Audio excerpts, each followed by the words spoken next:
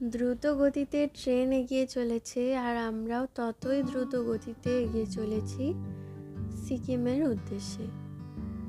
যদিও সেই দিনে সিকিম পৌঁছতে পারিনি, পৌঁছেছিলাম তার পরের দিন, কিন্তু এটা ছিল এনজেপি যাওয়ার শুরু। আমরা 10:30 নাগাদ বর্ধমান থেকে ট্রেনে চেপে পড়েছিলাম আর এনজেপির উদ্দেশ্যে বেরিয়ে পড়েছিলাম। দিনটা ছিল 27শে এপ্রিল 2023। ভিডিওটা আমি এখন তোমাদের সাথে শেয়ার করছি, কেননা তখন আমার কোনো মাধ্যম ছিল না এই ভিডিওগুলো শেয়ার করার। যাই হোক, ভালো লাগলে লাইক করবে। তারপরে এখানে ছিল চাষ করার কিছু পদ্ধতি, যেটা আমরা দেখছিলাম। এই যে দূর থেকে পাইপের সাহায্যে ওই পার থেকে জল আনা হচ্ছিল।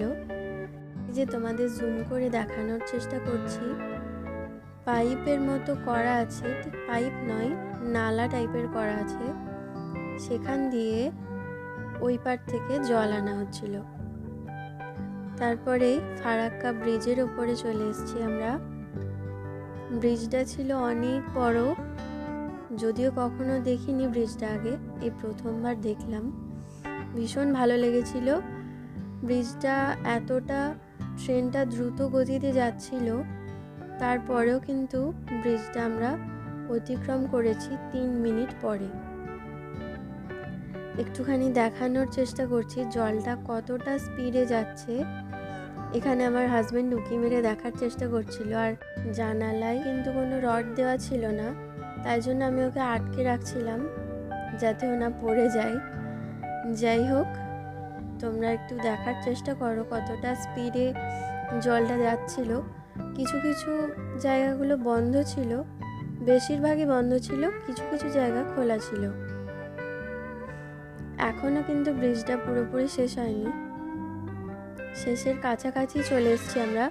এখন ট্রেনের দরজার কাছে চলে এসেছিলাম দেখার জন্য, ভীষণ ভয় পাচ্ছিলাম আমি। তারপর অবশেষে ব্রিজটা শেষ হলো আর আমরা রাস্তায় উঠলাম। তারপরে চলে এসেছিলাম মালদহতে। মালদহের আম গাছগুলো একটু দেখানোর চেষ্টা করছি তোমাদেরকে। মালদহের আম কিন্তু বিখ্যাত, সেটা আমরা সকলেই জানি। তারপর আমরা এনজেপিতে পৌঁছে গিয়েছিলাম আর একটা হোটেল রুম বুক করে নিয়েছিলাম। এই রুমটাতে ছিল আমার বাবা মা। রুমটা একটুখানি ঘুরে দেখাচ্ছি। এটা ছিল এই রুমের ওয়াশরুমটা দেখিয়ে দিলাম।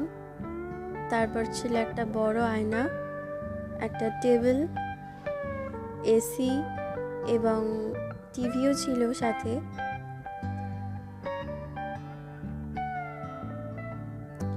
তারপরের এই রুমটা ছিল আমাদের রুম, যেখানে আমি আর আমার হাজবেন্ড ছিলাম। এই রুমটা একটু বেশি বড়, এখানেও সেম জিনিসই ছিল।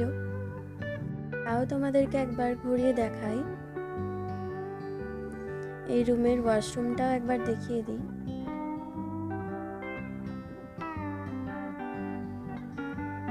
এই ছিল ওয়াশরুমটা, খুবই পরিষ্কার পরিচ্ছন্ন। মানে এটুকুই থাকলো। পার্ট 2 এ আবার পরবর্তী ভিডিও নিয়ে আসবো। আজকের মতো এটুকু। পরবর্তী ভিডিও দেখার জন্য ফলো করো।